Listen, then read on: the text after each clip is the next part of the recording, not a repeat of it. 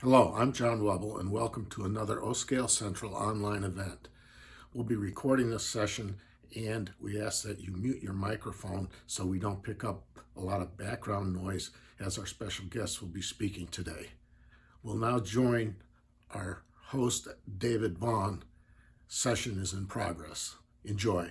Go. I knew there were some technical things I was leaving behind. Okay. It is our practice, by the way, to start by going around the room, and we need to do this quickly because we have a long program. But everybody who is on the call and chooses to do needs to introduce themselves. And this is a real simple process. It's got three elements. The first is tell us your name. The second is tell us where you are from. And the third is one sentence on what you model. And we're going to start with the beginning of the alphabet. This will be a loose process. But I want to start with anybody who has the last name beginning in A. And then B. All right. Okay. So Norm Buckhart, Sonoma, California, and just model in Proto 48. So that's got brevity as well as clarity. Well, that's what we're looking for. Thank you. C like in Charlie. D. Hey, Dave, it's John Dunn, Cherry Valley Model Railroad Club, Egg Harbor Township, New Jersey, O-Scale 2-rail. All right. No picture there. I know, I'm sorry about that. I'm on my iPhone. Oh, We know what you look like, John. Okay. Anybody else in the D's? Otherwise, going to E. F. This is Ed Fuller from Johnson City, Tennessee, O-Scale 2-rail. Very good. Thank you for reporting in from Johnson City. Anybody else in F? How about G? Peter Gentoo, Franconia, Virginia, Pennsylvania Reading Seashore Lines. There's going to be a story with how you do Pennsylvania Reading Seashore Lines in Virginia, but we'll get to that one later. Thank you. Anybody with G, H, I, J? I know we've got a J. Junior. Ed Jekyll from I'm from Scotts Valley. Most people know our family layout in Mariposa, California. 5 foot O scale. Thank you. Doug Junda, I saw you there somewhere. There you go, down. Doug Junda, San Juan Model Company. Don't model in O scale, but manufacture in it. Welcome. Denver, Colorado. Anybody else in J? How about K? Jim Kello, Pine Ridge, Florida, O-Scale Traction. Jim, of course, is New Tracks. Bob And- Chelland, Northern Colorado, 2-rail O-Scale. Very good. Anybody else on the case? How about L? AT I got Ken Kime, forget Gettysburg, AT. Pennsylvania. Hold Yeah, on one sec.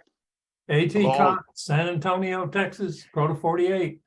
Thank you. Larry Kurkowski. Scott. Yeah, this is Larry Kurkowski. I'm from Jacksonville, Florida. And I'm doing a O-Scale 2-rail or in northern Minnesota. Thank you. Any other Ks? We got L. Scott John Lehman. Kurkowski. Yeah, John Lehman, New Rochelle, New York. I do Burlington route. Thank you. I'm sorry, Scott, I stepped on your My introduction. K. That's right. Scott Krasowski, Austin, Texas, modern Santa Fe.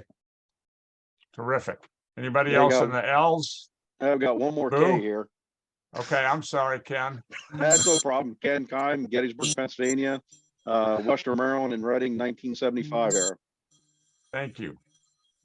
Boo? Okay, so this is Boo Liljeberg. First time I'm joining this via Zoom, but I met several of you guys previously. I'm in Santa Clara, O-Scale 2-rail. Very good. All right, M's. John McInerney. Okay, I'm in Florida. And I like to do just about anything I want in O-Scale 2-rail. I don't care what the prototype is. All right. Any more M's? N's? O's? P's? I know we got Gary Patrick somewhere here. Yeah, Gary Patrick, Rosendale, New York, Pennsylvania Fort Wayne Division in 1944. Broad gauge, 5 foot. Excellent. Thank you. Eric Any more Peterson. P's? Eric Peterson, Carmel, Indiana, O-scale 2-rail, CSX, and predecessors back to steam. Thank you. And Eric serves as vice president of O-scale Central. Any Q's, R's? Jamie Robinson, Turner, Maine, Proto 48. Very good. Joe Rauenbuehler, Rosendale, Wisconsin, O-scale 2-rail circus right now. Welcome. Rich Any Fred. more R's? Hi, Rich. Gettysburg, modeling the Milwaukee Road in 1974 at Avery, Idaho, 2-rail. Thank you. Any more R's? S? T? Oh, I got an S here. Okay. John Casey Sturbans, Eldersburg, Maryland, just west of Baltimore City. I do O-scale 2-rail, some ON 30, and a little bit of O-scale live steam. Excellent. Thank you. Any more S's, T's, U, V? Me, Greg Vigiano, Alexandria, Virginia, O-scale 2-rail, Santa Fe Super Chief, 1950s. Excellent. All right, W? Yeah, Rick Wright, Burke, Virginia. I'm the guy that never got the memo, so I am 3-rail scale. And right now I'm running Masabi and Canadian National 2021 time period. As you know, Dave, last 6 months of 21, I ran nickel plate. But I've now seen the light and I moved on to what I shot in 21 up in the Minnesota's Iron Range. I thought you'd seen the light when you went to nickel plate, but I guess that's just me. I know we had a couple of folks that came in later and perhaps missed the introduction. I see Michelle DeHaven. If you'd like to give us your name and where you're from and what you model, that would be good. Hello, do you hear me? We do. Okay, do you see me? Yes. All right, this is my wife's name comes up. Jeff Tomachek from Baltimore, 2-rail O-scale, and I do B&O and Western Maryland. Super. Thank you. Did you miss anybody else that came in a little late? Lane Seibert, Towanda, Pennsylvania. Contemplating the switch to 2-rail O-scale. It would be the Reading Railroad in the Tamaqua area. Excellent. If you do it, you'll never look back. It'll be great. Thank you. All right. I want to move now to hear from our Chicago show after action report. And I don't know whether I saw David Schultz come on or not. If I did, if he's here, I'd like David to start off. If not, I would like Dan Dowdy to move directly and cover that topic.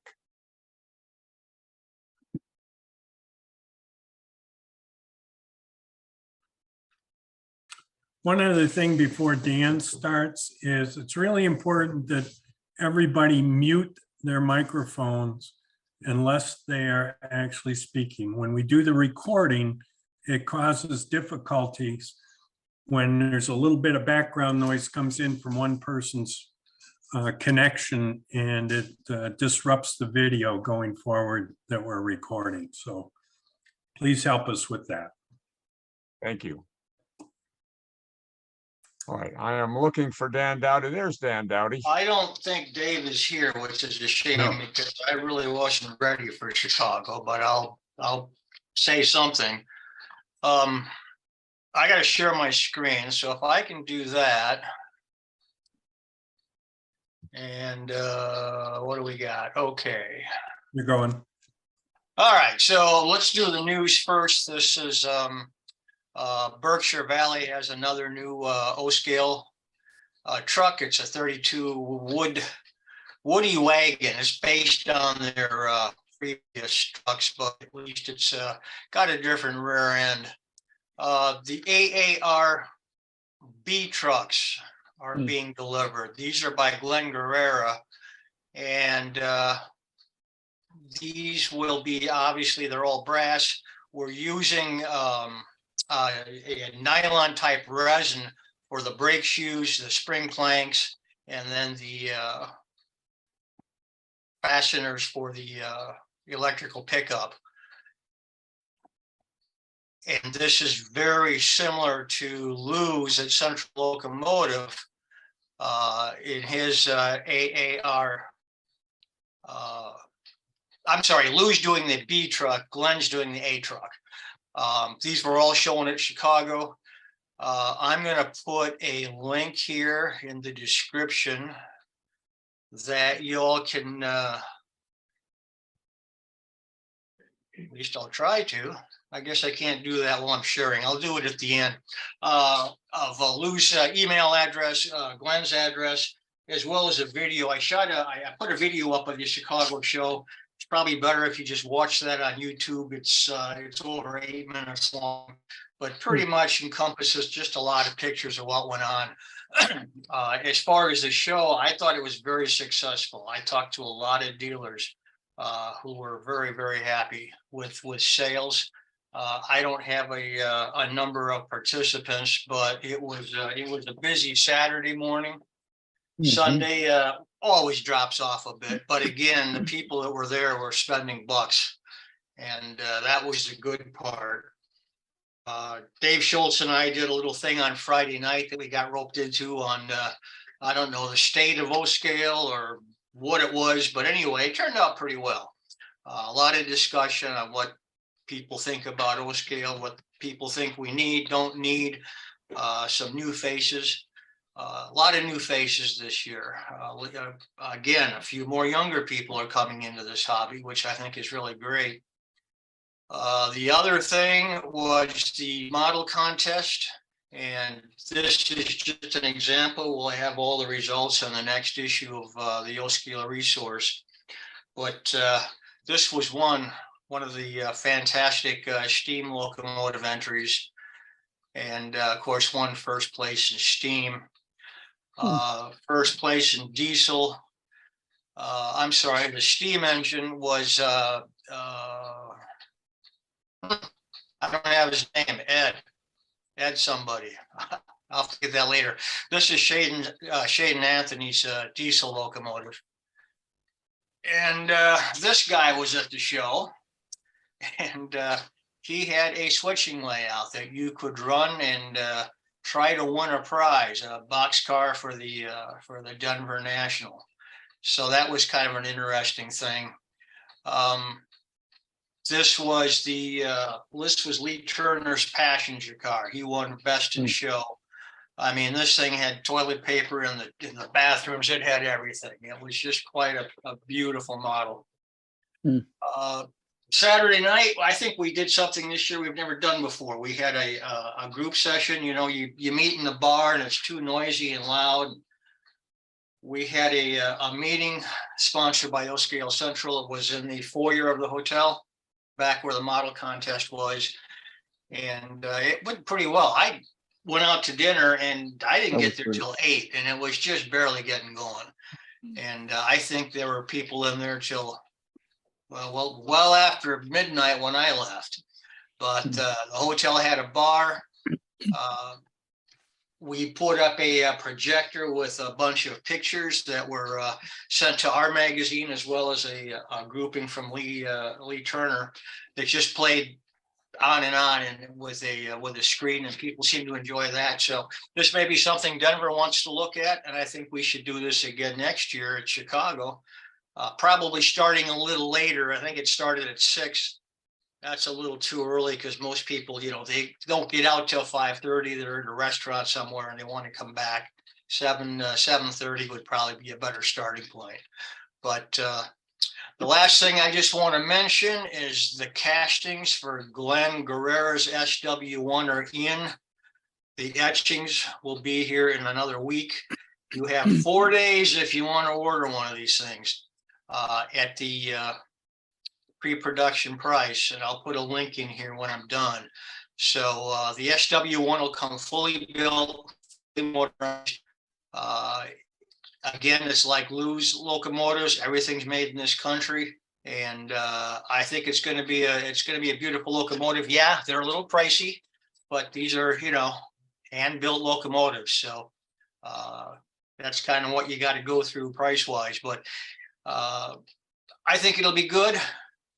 It should be a good seller, along with Lou's SDL 39, which I think you saw in this picture. I had a demo of that. It wasn't powered. Jay's working on the powertrain now, but the SDL 39. I think we had another 6 people that wanted them, and there are no more.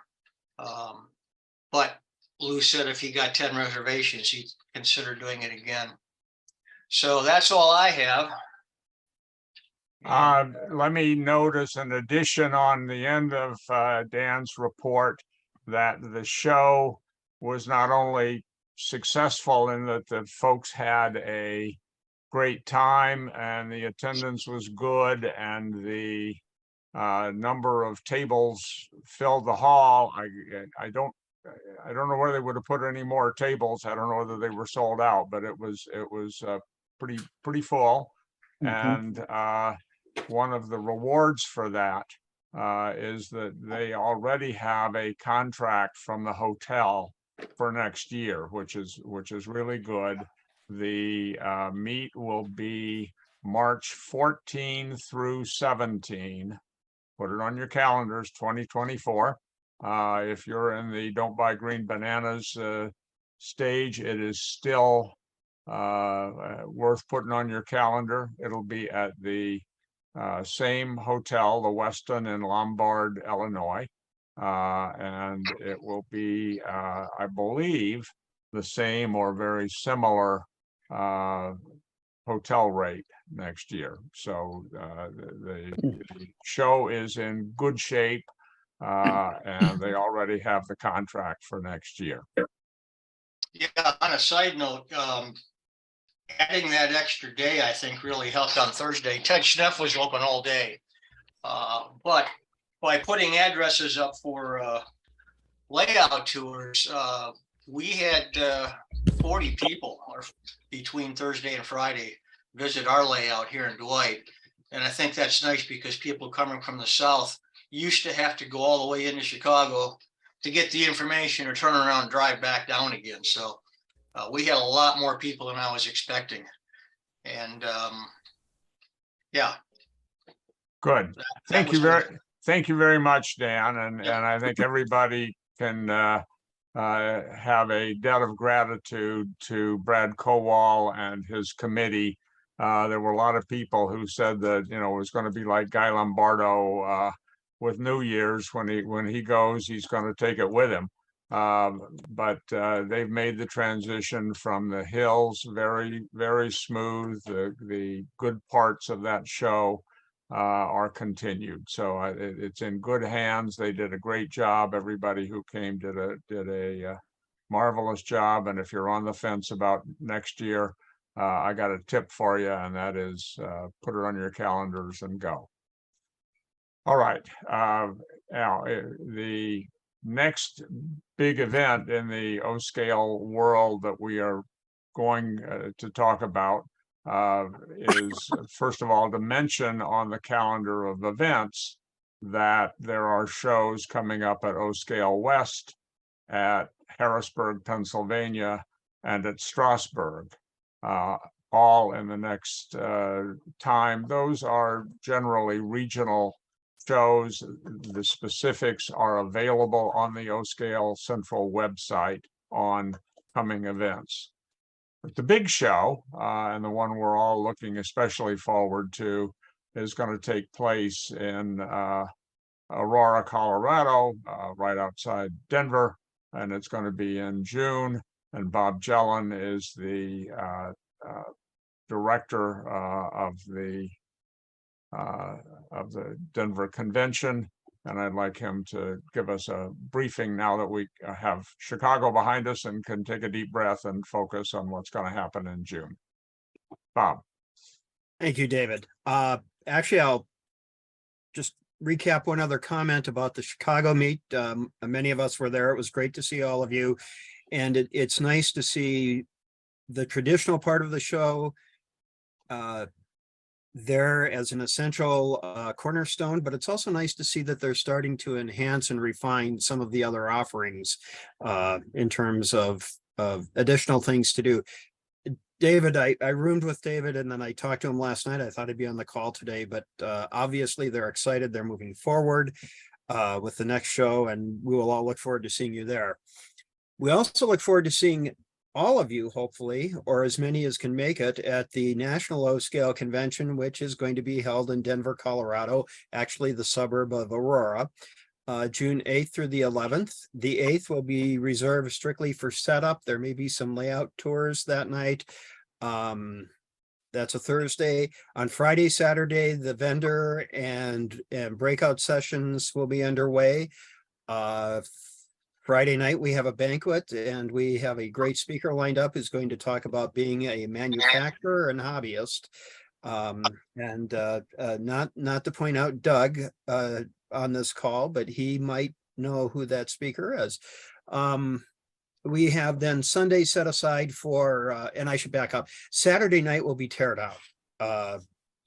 So Saturday night, there will also be layout tours, Sunday as well. And then Sunday, we're trying to work on a few things relating to the Colorado, the Railroad Museum, the Colorado Model Railroad Museum, and Georgetown Loop. So our committee is actually meeting this afternoon after this meeting to go over a few of the details. We have the website, we have the Facebook page. We'll be doing some updates this week in terms of the final schedule. What the breakout sessions will be, what the layout tours will be. And of course, we've got a special room rate at the Hyatt Regency. Table rentals and registration costs are the same as 2 years ago. We held the line on that, which was quite a feat. We have the convention cars, the Appalachian in Ohio, and that will be one of the layout tours, David Stewart's layout. So just a lot of great things going on. Thank you. And if you all have gotten through life and have never had the opportunity to rail fan in Colorado, it is the greatest place in the entire world, both for narrow gauge and for standard gauge. The scenery is absolutely spectacular, and it is worth the ticket to go just to have the side trip. So I hope everyone who is even remotely able to consider going to Denver will do it. It's going to be a great show, and I think well worth it. And Bob Jellin and his committee are putting together a really good program for the convention. So thank you.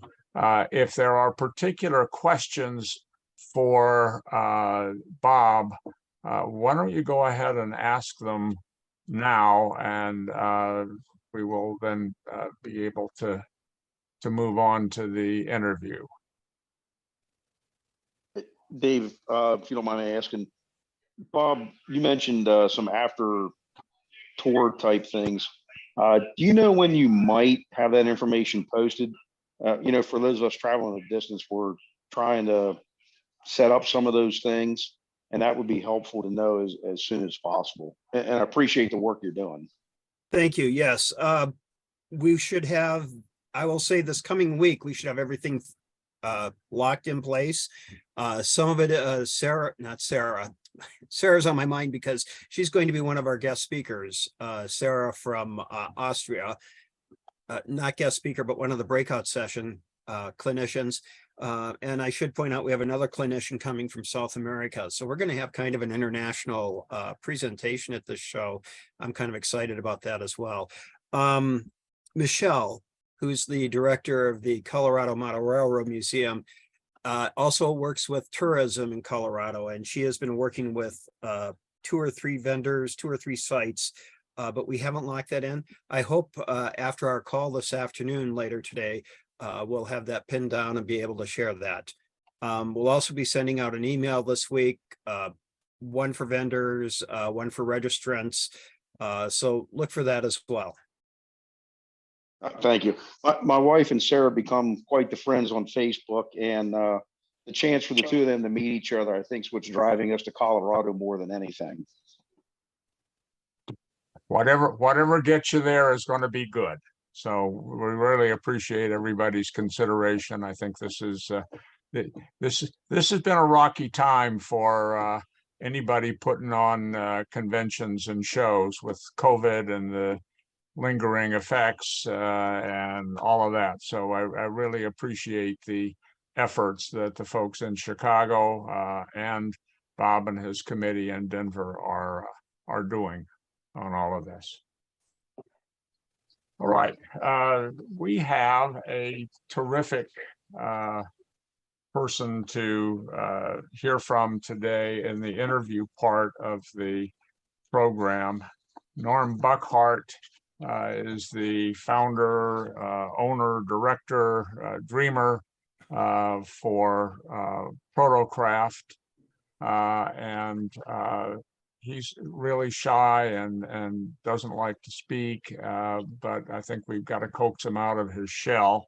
And basically, we're going to take it from the start and work through how Protocraft came, where it is, where it's going, what Norm's view of the hobby and brass manufacturing are.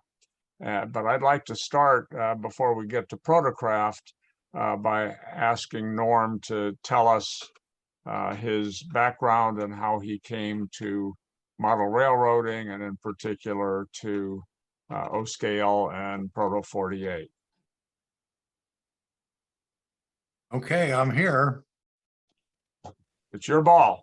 Okay, well, I think I started out when I was about 5 years old. I grew up in Walnut Creek in California.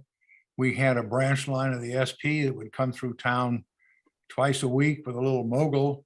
And as an example, when they hauled in the Clyde Beatty circus train, my dad took me down there and he was trying to point out the elephants and stuff getting off. And I'm up at the engine looking at the wheels.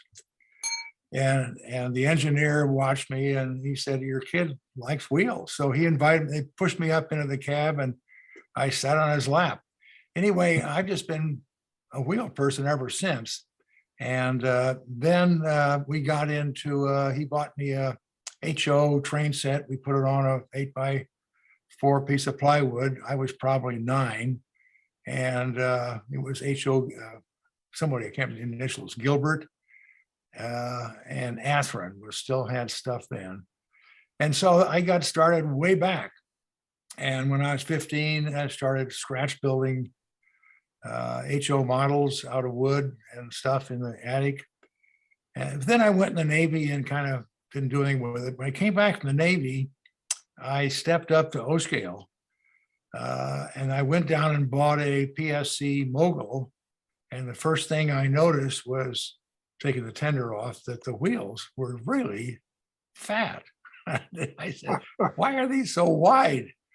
And so I went back to the hobby shop and they said, well, you better go up to Reno and meet Jim Harper. Harper, right.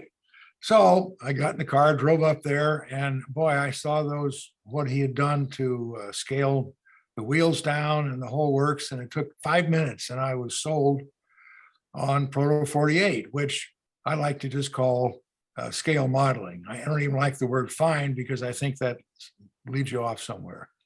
So just scale modeling. And then from there, he had already met this guy, Steve Grabowski, and he brought in 2,000 axles of 50-ton Grabowski wheels. So he said, the hobby really needs more of that, and maybe you want to get involved with that. So of course I flew to Philadelphia, spent 2 days with Steve. And when I left there, he and I would partnership, and we made 18,000 different axles from 40 ton to 50, 70, 100 ton. They all have different size hubs, axles, the works, one wear, two wear, multi-wear. We did them all. And I've been selling those since 1990 or something, whenever we started that. And I still sell them. And the idea at the time was to be able to convert a $1.25 Athearn plastic truck to scale. And then a guy up there named Dale Darney made a white metal bolster that would fit into the Atlas truck, and it would scale the side frame distance. And so I jumped on board with that. The problem with trying to model in fine scale is you almost have to have a lathe and all that stuff. And it's intimidating. And I think it really repressed the hobby, or the chance to model in fine scale. So I started thinking about having things produced in fine scale. Flex track, for example.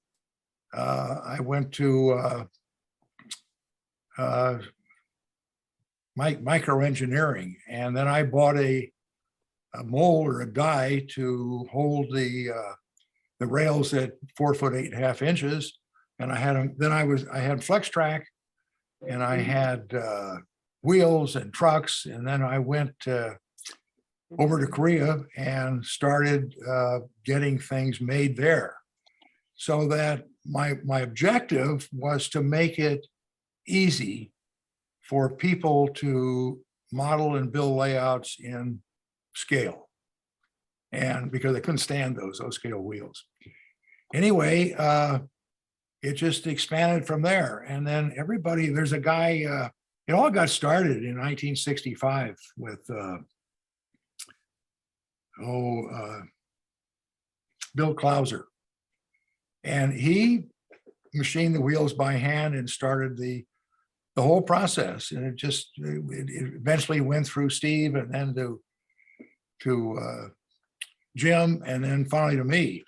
And my idea was to build a company that would provide everything you needed to model in fine scale. I didn't have any O scale here. That was the objective.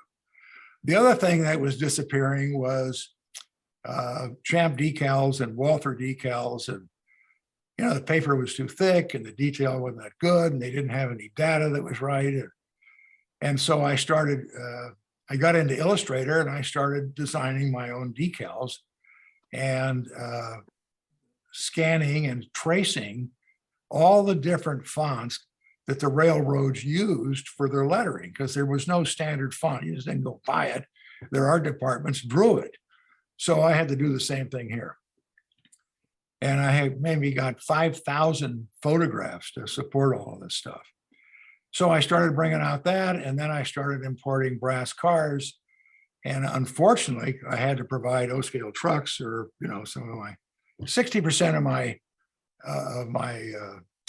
the people that buy Protocraft is O-gauge. So I have to provide the O-gauge trucks to go with that. But other than that, I've got just all different kinds of Proto 48 trucks here. And a lot of the artists for decals, like Ted Kalana is still around, but Greg Kumar and a few others, they threw the towel in, Rick Leach, and they gave me all their artwork. So some of my decals are their artwork, and it'll say on the decal sheet. Most of it I drew myself. And now I've got like 800 different decal sheets. And I brought in 9 different brass models. There must be like 3,000 of them out there, no more. So anyway, that's what I did, and that's where I went. Outstanding. I started Protocraft in 1994. So it's 29 years now I've been doing this. Excellent. And I heard a rumor that you were basically a lettering guy, and that all these brass freight cars that you import are just places to put your lettering on the sides. Any truth in that? Well, actually, yes, it is true, because I love drawing decals and doing the artwork. And, all these people, Arnie Menke and stuff, would send me all these photographs, and I go, oh, God, I got to do those. And that's how I got all these decals. And then I thought, gee, we got to have that car. So that's where I started bringing the cars in. And I don't know whether when I brought a car in, I realized, oh, more decals I have to put on those. So it's one fed the other, I guess. I don't know. Now, you use for your brass manufacturer Boo Rim. Yeah, right. Yeah, And- he's the best. And there are, rumors from prior folks that dealt with Boo Rim that he was very difficult, but you seem to be able to do just fine in terms of getting detail and variations and so on. I'm impressed with your ability to navigate that. Well, I think he's an easy guy. He's come here a number of times, and the deal is I have to take him out for a steak dinner. But other than that, he really, of course, I provide. You got to remember, I don't know what other people do. I know John Smith sent me some drawings he did for a Santa Fe boxcar, and they were like hand drawn. I don't know if Boo Rim got those things; he'd throw them in the garbage. But I would go like Ted Anderson at the Pullman Museum, now Bob Weber and Steve Heil, and Ed Hawkins at the Mott in St. Louis, and then the museum in the University of Missouri. They have incredible original drawings. I've gone to the Mott with Ed, and there must have 50,000 original linens that are 3 feet high, 5 feet long. And we would Ed spent a lot of time getting the drawing numbers I would need for just one boxcar. And I'd need 15 drawings for just one car. And we'd find them and make copies, and I'd bring them back here. And that's the package I would make this to give to Boo Rim. And he would, everything is there. They can't make a mistake because it's there. A vertical row of rivets on a normal 10-foot boxcar is 41 rivets. And I have a drawing for the rivets that shows the size of it and everything. And so and he's a perfectionist, and he was delighted to build these models because I gave him the information that he needed. And they do wonderful work. So we got along great. We've always got along great. Of all of the different series of cars that you have done, what's your favorite? Well, I mean, you can't not like the standard old 1937 AAR boxcar because it was ambiguous. Everybody had them. There was 120,000 of them running loose, and all the lettering and decals I could do for those cars kept me busy for a long time. I brought in 850 of those, and I think there was like 18 different versions, like, between New York Central and all the different railroads. And plus, each car took at least 5 or 6 decals to finish out the era they went through. And they're all sold, except for maybe half a dozen that are sitting around here, one of this and one of that. And they still sell till they're gone. So that was good. My best model has been that Greenville Gone that, we spent 10 hours in here with Seo from Boo Rim trying to figure out how he was actually going to make that, because you had to build the inside as well as the outside. In the boxcar, you don't have to do that. And so it's pretty complicated, but they figured it out, and they're my best models. They're stunning. I've got, I guess, probably 8 or 10 of them, and they're all different and little variations, but they're really neat. Tell us about the data article that accompanies each of your series of cars. How do you put that together? Well, see, that's half the fun. I love doing research. And so I will see like Arnie Menke will send me a photograph, and it'll be a normal thing that we all know about, or it'll be some obscure railroad. And so oh, that's fascinating. So I got to do that. Well, the first thing I got to do is find out who these people are and what railroad and how many they had and who they bought the cars from and what the series is, and I've got a whole stack of ORERs here. I can do that. Then I get a hold of Ed Hawkins, and he'll go to work and spend. He'll come back with incredible data, build Excel sheets just for this one car, and then I learn about the company, the corporation, where they ran, and that's fun. So I write that up, and then I do the decals. Terrific. Do you have a project in the oven right now that you're working on? Well, that's a sore subject because we all remember Frank Peacock, and we miss him very much. Wonderful guy. Frank was a tank car nut, and he would come here and spend 2 or 3 days, and his whole objective was to get my arms, twist my arm to do his UTLX tank car project. And I said, finally, I said, okay, Frank, I'm going to do it. Oh, he says, fantastic. So he goes home and he sends me incredible amount of data, even drawings for the little vents that vent off the dome, and the dimensions for that, and the size of the bolts that go on the dome lid that comes off. And then Steve Heil got involved. He wrote that UTLX book, and he was very helpful. He sent me original drawings for the Type X stuff. And then Bob Weber got me drawings for the X3s. And then Ed Hawkins came in with tons of drawings for the Type 21 that ACF built. And so I ended up with 23 different versions. And I mean, I've learned why no one's ever done tank cars before. Number one, they're all different. And even the underframes, some are 32.5 feet long, some are 33 feet 2 inches. And I thought, well, you just use all one. Well, you really can't get away with that. And then the tanks, let's say it's a 8,000 gallon tank. Some are 10 inches shorter than the other, or in other words, a whole foot shorter, which means a larger diameter, different ends. And then I had 23 different domes, but I got all the drawings and plans from the museums, from all these people. This took 2 years to put this together. And one of the things Frank pointed out when he was here, he said, here's a drawing of the conical rivet. And he said, I've measured them. I've climbed on tank cars. Here's the dimensions. Here's the drawings. He says, this is the key to a tank car project. And I said, okay.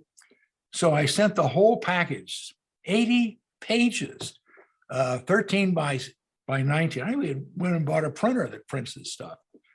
Put the whole thing together, gave it to Sayo. He's looking at it, going through it. He says, I have to take some time to study this. Well, he did. And he actually spent a lot of time working on it over there. And he came up with what it would cost to build these. And I can tell you now that he does not charge me. Well, he does charge me, but he charges me as little as he can. He doesn't make the markup he does on HO steam locomotives and stuff. And he's just taken a liking to what I'm trying to do.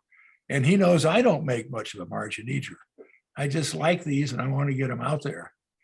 So anyway, the first problem that we came up with was some sample sheets of brass that he sent with the rivets.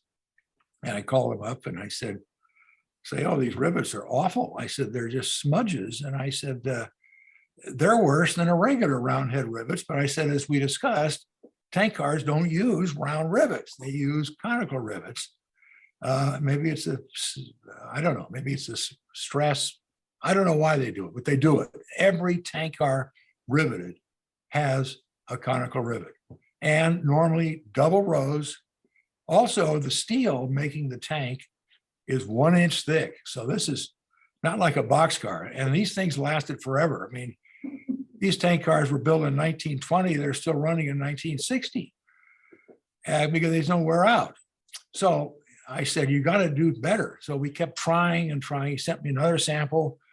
He tried to, you can't etch them. It's just too tall. So he tried etching them, and then with extra material, for $18,000, we didn't spend it because he didn't do it, but that was what it was going to cost to have some dies made that we were going to stamp and force these conical rivets with the etched holes already started. But that tore through and stretched the brass, and because we got to use 20 thousandths brass. I bring brass in from Japan and import it into Korea because it's a more superior brass than you can get in Korea. Still didn't work. And as of this time right now, we do not have the ability to produce a conical rivet.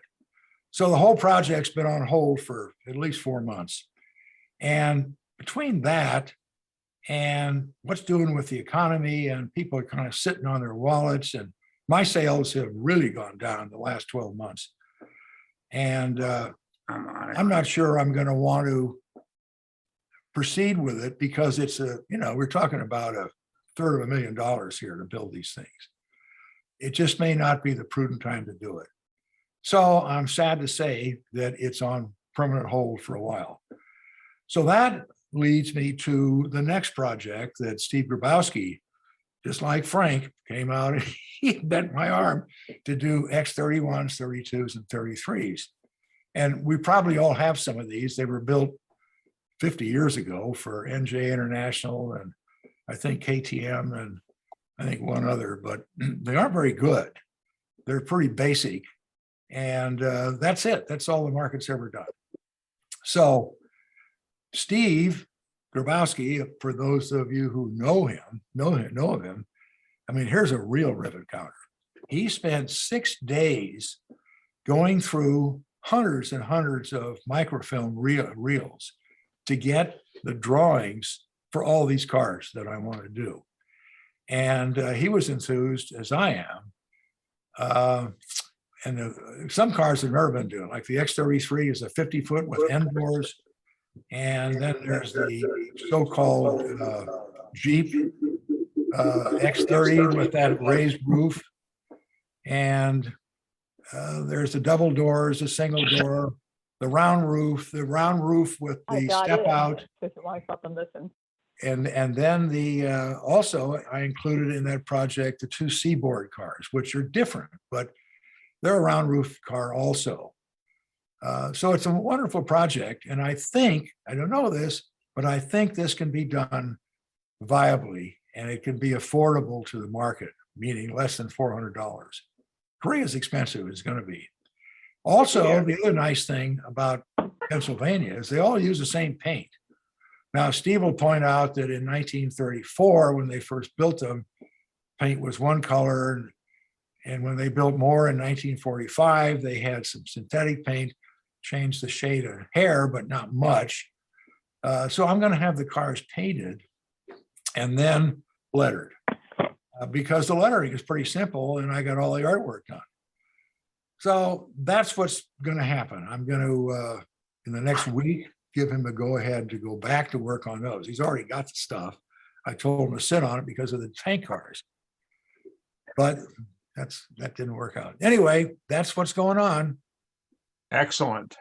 Tell us a little bit about your layout, and if it isn't too painful, tell us your brush with the fire. Well, yeah, you remember it's been 5 years now. It's hard to believe it's been that long, but we were evacuated, and we have a smoke detector, a heat detector in the house. So we're in San Francisco for 8 days, and because the whole neighborhood was locked down, evacuated. And I get a phone call at 2 o'clock in the morning. Says, "Oh, this is the alarm company. Your house is on fire." I said, "Oh, thank you." And they hung up. So, I mean, we couldn't do anything because we couldn't go there. So I thought, my God, how sad. So anyway, about 8 o'clock in the morning, I get a call from this guy. He asked if I'm who I am. I said, yeah. He says, well, I'm the fire chief in Sonoma. And, we found this classic car in your garage and we pushed it out in the yard and we got the fire out now. And so I'll meet you at the border and we'll bring you in and you can help us get back in your garage. And I says, well, that's really thoughtful. Thank you. He says, because the ashes are falling all over into the upholstery everywhere. He says it was a hot fire. So he took us to the house here. The house is still there. I'm going, well, I thought the house burned down. No, no, he says, the back of your train room burned down. I said, oh my God. So we go in here and there's 5 fire trucks. The firemen are in here. All they could say is, wow, look at these trains. This is fantastic. And of course, they're standing in 1 inch of water and they got their fire hose. They've squirted everything. And they have chemicals and the smoke is black, of course. And then it gets in the water and then it drips on the layout, which is all made out of styrene and covered with paint and scenery and stuff. The whole back end of the building and a third of the layout is just ashes, just gone. And we had a tile roof, and when it came down, it smashed anything that was left flat. It was really disheartening, but at least we had our house. So that was that. And then we rebuilt the end of the building. We barricaded it off and cleaned it all out with got a big backhoe and cleaned the layout up. It's just, anyway, into 2 big dumpsters. Off it went, and we rebuilt the whole back of the building. And then we took the barrier down, and here's this open space and the rest of my layout. So I said, oh, well, shit, we just rebuild the layout. So I got my buddy down and helped me build it before, and we pretty much rebuilt the layout and got it. With this time we used Flex Track, and we got it going. And I'd walk in here in the morning, and the smoke smell was so bad that it took me 2 years with fans and everything to try and get the smell out of it. If I'd open a file drawer, the smell would just knock me over. So at some point, I don't know what I got I just decided, I'm sitting here about a year ago, and I said, this is stupid. I said, so let's get rid of this thing. So, because I never could clean the layout. We couldn't clean the carpet because the layout's on it. So the whole thing went out in the dumpster. I mean, I salvaged the trains, I salvaged the buildings, salvaged all the trees, bridges, structures, tanks, but everything else is gone. And then the carpet went, and then we repainted and changed the tile ceiling and put new lights in. And it got pretty hot. The windows on the side here are shatterproof, and they're safe up to 1400 degrees Fahrenheit. And they were all cracked. That's how hot it got. So anyway, put in new carpet, and I decided I'm going to hand lay the whole layout. So we built a single track around, this time around the outside of the room. So you enter into the middle and you run your trains from walking around the inside. One thing that didn't get hurt was the Oakland mole, which was the centerpiece, and it's still here. We had to move it. It weighs, I can't believe what, it took 10 people with crowbars and sliders to move it over enough to change the carpet. And then we slid it back into position. And so that's where we are. The framework's done. The roadway's ready. I've got my sound deadening system, which is crushed synthetic felt to 1/8 of an inch. I'm going to put cork on top of that.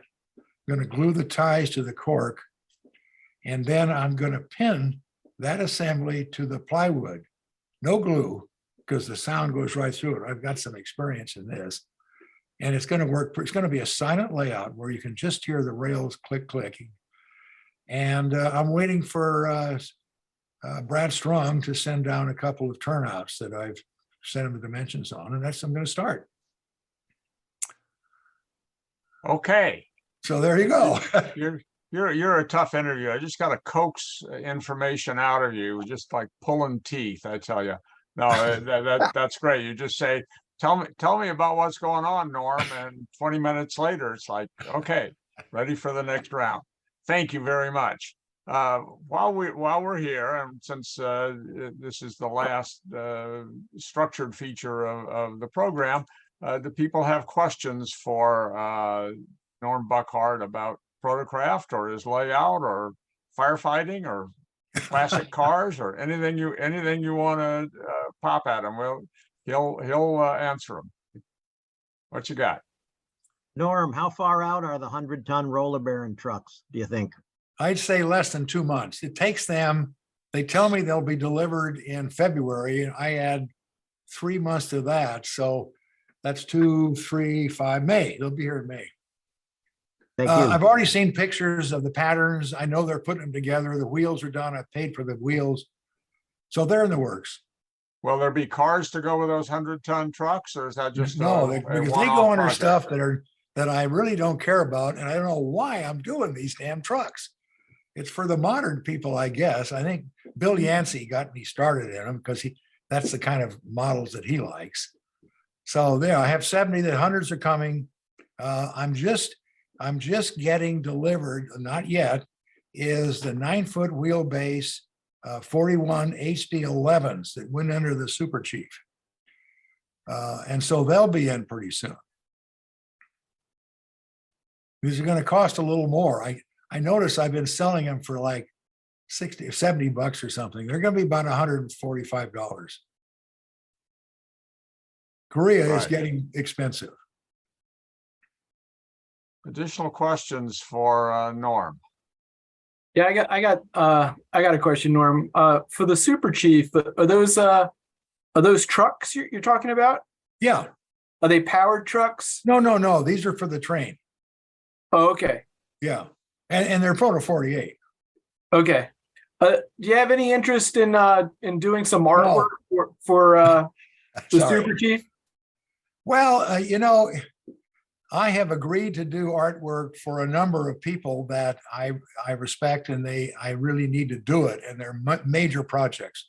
One of them is God, I can never think of his name. Hope he's not watching. Anyway, he's up in Washington State, and he's a Chicago Northwestern nut.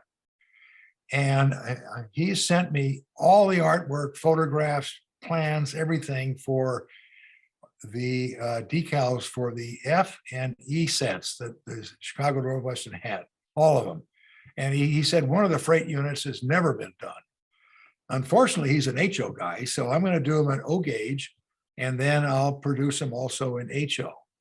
So there's that. And then I promised other people, and actually for myself too, is Southern Pacific hood diesels, and at the same time Santa Fe hood diesels. A lot of stripes, but I want to do those, and they're in the works. And then I've got passenger trains. I've already done Chicago Northwestern, some of their passenger trains. I've started on some of the SP passenger trains and the city train decals that ran with the SP, UP. All that's going to get covered. And Dick Harley has been great help in providing the plans and artwork for all the UP's part of the city trains. And so that's where I'm headed. And that's going to tie me up for 3 or 4 months just with decals alone. Well, Norm, with the color printing, are you using like vector graphics or halftones? No, it's vector. I do all my artwork in vector colors. I use Pantone numbers, and then I give it to Microscale and they do it. Microscale has $1 million printing press, and they've got this fantastic paper, and they cover it with 5 layers of clear that's feathered at the edges. It's the finest decal you can get. All right. Well, I'd like to talk to you a bit more. I don't want to take too much time for the group, but the Microscale decals for the F7 Santa Fe Super Chief, they're out of production, and they're not. That's why you've got it behind you, right? Yeah. And they're not saying when they're going to redo them, but their artwork is not as high quality as their printing. Yeah. Well, here's what I take from them. They do not sell their sales for they got new owners for the last maybe 6 or 7 years ago, and they don't sell many O gauge. O gauge is getting I don't know. It's fading. But anyway, new people are coming into it. But basically what they told me is when they sell out of something in O gauge, unless it's really a hot number, they don't plan on redoing it. Thanks. And they just stick with HO. And so that's part of where I'm coming from. I feel like I have to supply the hobby with decals. Here is a hint in dealing with Microscale, by the way. if you have decals that used to be in the micro scale line in O scale that aren't there anymore, call them up and ask them about it, because they have a sizable stock of decals in some varieties that they simply don't list anymore, but they've still got inventory. So I wanted nickel plate caboose decals. They weren't listed anymore. I called them up and I said, you want to rerun these? And they said, no, but how would you like to buy our entire stock of the nickel plate caboose decals? And I said, sure. So if there's something you're missing that used to be there that isn't there anymore, call them up, because they've got stuff that may be helpful to you. Anyway, a little hint. Yeah, I've done that, Dave. They don't have anything. Okay, so here's the deal. I don't really have anything for Santa Fe except their hood diesels. If you can provide me with drawings, they have lettering arrangement drawings for behind you. If you can get your fingers on those and send me a set. Oh yeah, I have all the research, and I have even high resolution graphics of what micro scale did, because I bought a Santa Fe set in HO scale just to have the arrangement of all of their decals. The trouble is, it's just not very high. Well, see, that's why I'm saying I don't want what they did. What I need is what they call a lettering arrangement drawing. Yeah, it's a big piece of paper, and they've got the measurements on it, and I can take that and I can make great decals. And then I use photographs for the arrangement. All right. Anything further for Norm? David, I have a question. Yes, sir. Hey. Hi, Norm. Appreciate your presentation. One of the things that we're always wondering about is the expansion into O scale. Could you enlighten us just a little bit of all the new names that you consistently run across that you was telling me about? People that maybe had never ordered and didn't realize that they were in O scale. Yeah, I really haven't made a list, but I will tell you that I must get 3 times a month, I'll get an order for Grabowski wheels, or maybe just a couple of Proto 48 freight trucks. And I look at this person's name, and I've got, I got a list here. It's an address book. It's in the system, and it prints labels. And I look this guy up. He's not there. So he's a brand new customer. So I put him in and send him his stuff. And so he stays there as a Proto 48. And if he reorders, then it goes back on his list. And so I'm getting new people that are doing Proto 48 all the time. Now they're not ordering tons of stuff. So they may be just experimenting, or they may be just doing a little switching layout, or I don't know. I talked to one guy, he says, "Oh, I love your trucks." I says, "Great." And I said, you bought a lot of stuff from me. Someday I'd love to have a picture of your layout. Oh, he says, "I don't have a layout. This is all display." I said, "Oh, okay." But he likes the Proto 48 wheels and trucks because they're scale. Thank you. All right.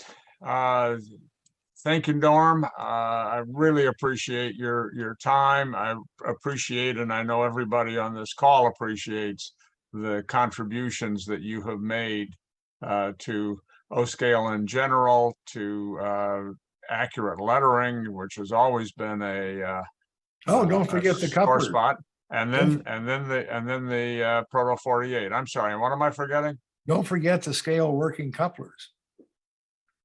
Okay. You probably don't use them, but I have sold 6,000 pair of scale brass working couplers.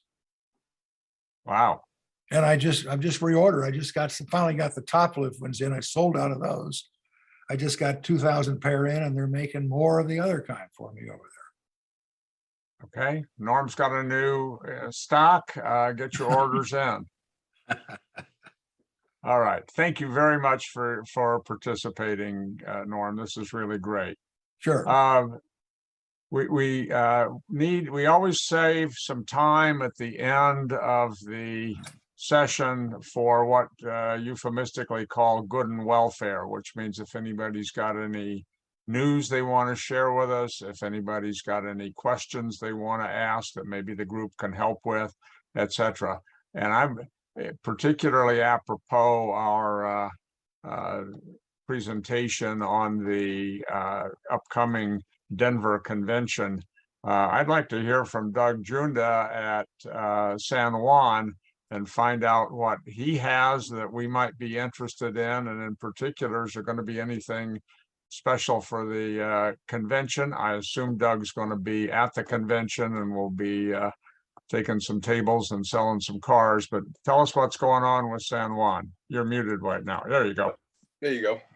We're working today to get the Western Pacific and the Sacramento Northern Steel End cars out again.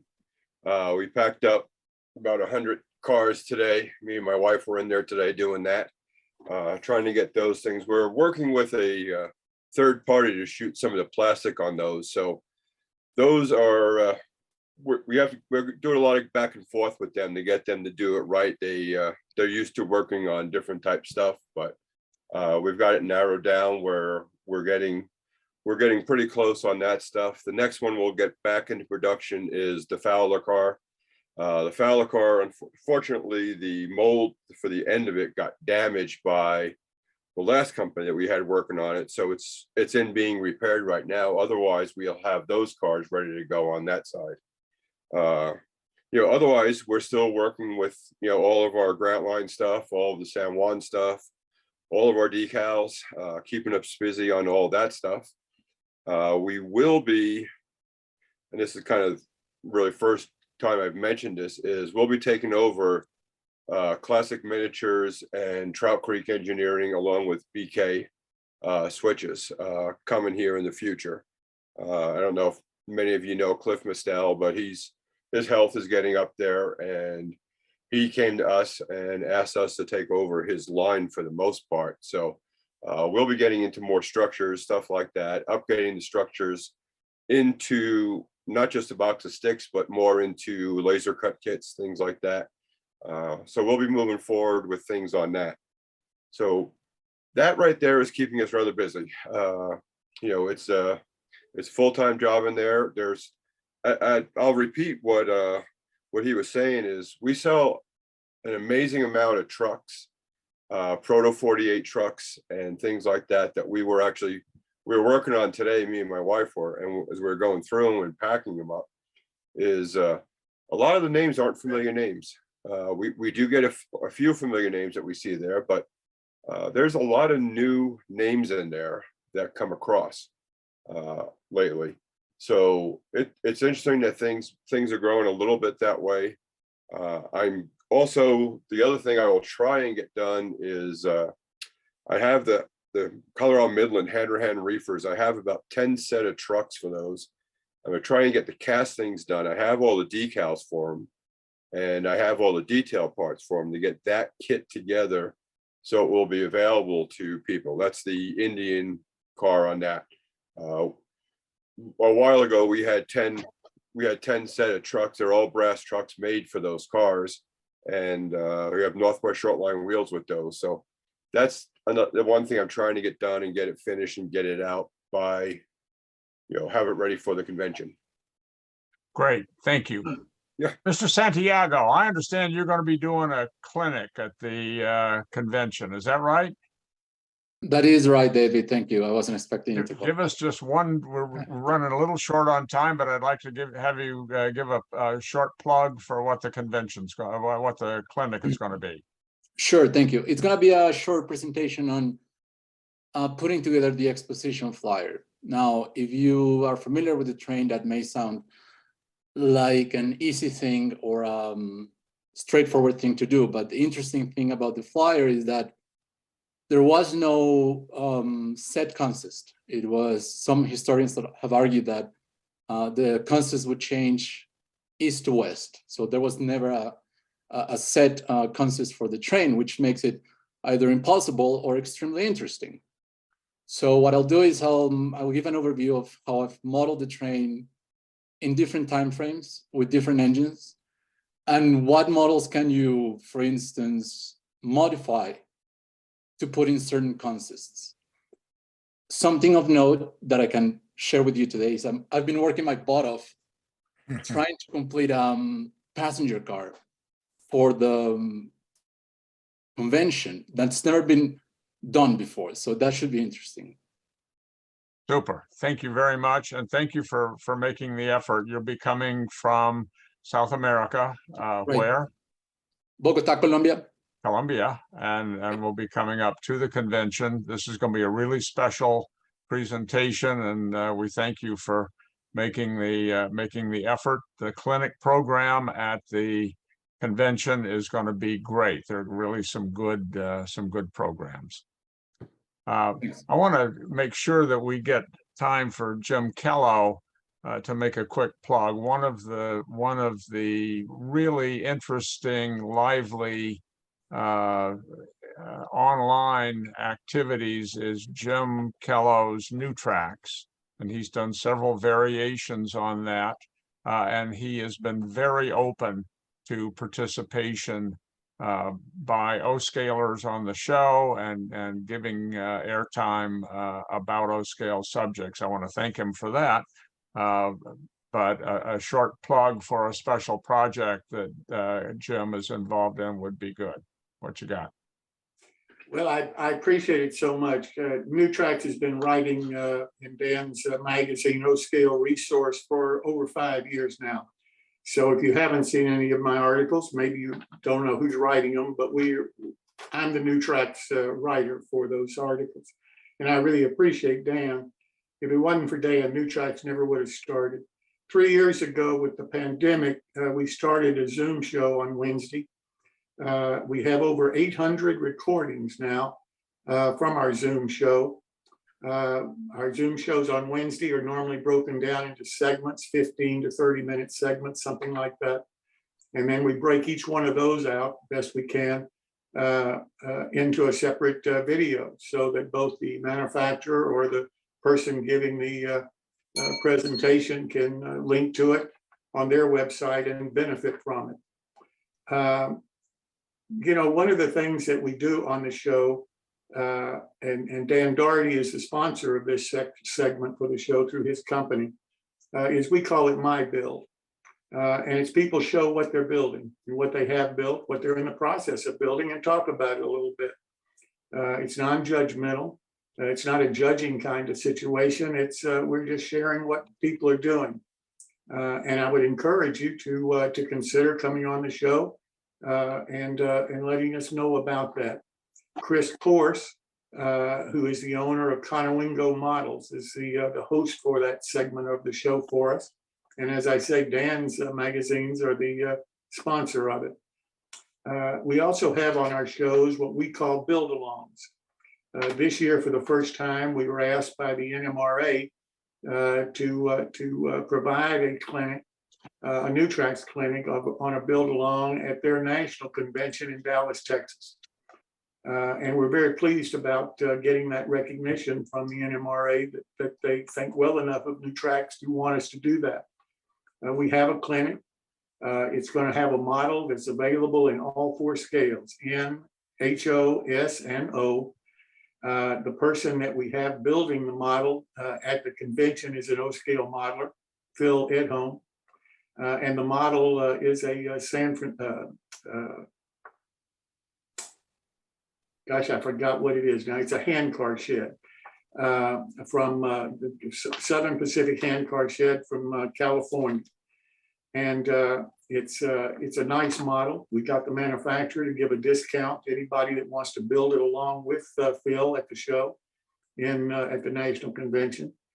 And next year, we've already been asked to do the same kind of thing and provide more clinics for the 2024 NMRA National in Long Beach, California. So we're pleased about that. We're pleased that New Tracks is getting that kind of recognition. One of the things that you might be interested in, we have a build-along coming up on our show starting April the 19th. I talked to Tom York and got Tom to kind of come out of retirement and produce a kit It's a cafe kit. And it's going to be done in a series of 25. Each one of the models is signed and numbered by Tom. It's $40 delivered to your house. That's its shipping, everything. $40 for an O-scale model. And Tom is coming on the show, and he's going to be building the kit and weathering it and painting it in 4 segments of 15 minutes each. So it'll take them a month to build the kit. But that's how we do the build-alongs, because what we have found is the people that are trying to get into modeling or come back into modeling after many years, they can absorb a certain amount of instruction, but then they're ready to quit. So if you're interested in that O-scale kit, there's only 25 of them. Tom's been sick. He'll start shipping them April the 1st. And like I say, the total cost, including shipping, is $40 for that kit. Scholarship. We started the scholarship program this year. We weren't a 501c3 or anything when we started it. We were able to raise enough money from the people that watch our show on Wednesday night that we raised $1,000 for a scholarship for a model railroader. You've got to be a model railroader. You've got to be a high school graduate. You've got to be continuing your education in a STEAM program, either science, technology, engineering, art, or mathematics. And we're getting applicants. We've been fortunate to get one article in the local paper where I live, and it was a nice article about the scholarship. We've been invited and participated in the Amherst show for free, in the Great Scale Model Train Show in Timonium for free. We'll be at Harrisburg. We were at the Chicago show. Dave Schultz is the one that sponsored us at the Chicago show. And Dan Daugherty is the one that's taking care of us at the O-Scale National in Denver. So we're so thankful for all of the help that we're getting around the country for our scholarship, because we raise the money just from donations of the modelers watching the shows. Then during that, we got an attorney, a Washington attorney, to do the pro bono work, and he got us the 501c3. So for next year, we're planning a significant increase in the number and the size of the scholarships that we're going to be giving. As far as I know, and please correct me if I'm wrong, as far as I know, we are the only volunteer, 100% volunteer, unpaid group that is offering a scholarship to model railroaders. Now I've asked the NMRA to include one of our banners, and I don't know if you've seen our banners or not, but they're 7 feet by 3 feet. They're professionally done. They're beautifully done. They have a QR code on them where you can find out all the information you ever want to know about our scholarship, including the application form. And I've asked the NMRA to include that in their museum in California. And I've also asked the TCA to include it in their museum in Pennsylvania. And I'm sending out letters to some other museums around the country asking them to do the same thing. Because again, I think we're the only one out there doing that. So we're hoping that the model railroad community sees the benefit of that. We hope the manufacturers in the model railroad community see the benefit of what we're trying to accomplish here in trying to help the kids, their future customers in model railroading, with their education. And the manufacturer doesn't have to go to the trouble of doing it himself, because we've got it all down now. We know how to do the advertising. We know how to put this together, and we are a 501c3, so it's all tax deductible. So with that said, that's our scholarship. And we have another show that we do. I'll mention this and then I'll shut up. We have another show that we do every 2 weeks on Thursday evening called Modeling Lifestyle. We had Dave on it, and he can speak whether he had a good time or not. But we've been doing this since June, and the purpose is we're trying to identify and to record for the future. The super modelers, the great modelers, the modelers who are really contributing in a lot of different ways to our hobby today, so that future modelers will be able to come back and see who they were, how they talked, who their friends were. We asked each modeler that we have as a guest to include 3 friends. And we sit around and we talk. It's the 3 friends, the guest and me, and it's a bunch of guys sitting around having a beer or a cup of coffee, trying to get to know about the guests that we have for the show. We have coming up on the 30th of March, Charlie Rouse, who's an MMR and in the Mideast region of the NMRA. And then we have Bob Brown, you may know, coming up on the 13th of April. Those are our next 2. And we have them scheduled now through September. But I'm looking for new people. We've got a great group that we've done so far, I'd say, including Dave. And it's something that hasn't been done before. No one is trying to record the people that are really making the major contributions to our hobby today. And we think that that's an important thing to do. Again, with Dan Doherty's help and Dave's help, because they help with the scholarship. Both of them have been significant contributions to our scholarship fund. And we encourage you to take a look at it and consider it. But more than that, we just want to get the word out. We're trying to make sure that your kids and grandkids and their kids have an opportunity to apply for the scholarships. And if we're successful in getting it off the ground and making the impact that we hope to make, then it'll be there for a lot of years to come. So all your help, greatly appreciated. Thank you, Dave. Thank you for what you do, Jim, with New Tracks. It's good to keep people focused and expose folks to what's happening in the actual modeling. We are running up on an hour and a half, and my mama told me that if you tried to have an online program longer than an hour and a half, you begin to lose people. I do want to make one inquiry of the group. If there's something really hot and really brief that you would like to share with the group, please tell us as part of the good and welfare. Going once, going twice. Thank you. If you like what you saw, tell your friends, spread the word. And we will be back. If there are suggestions you have about what we could do better, and I know we've got some technical issues that I have not quite figured out, but I'll get with Greg Vigiano on some of them and perhaps with others as well.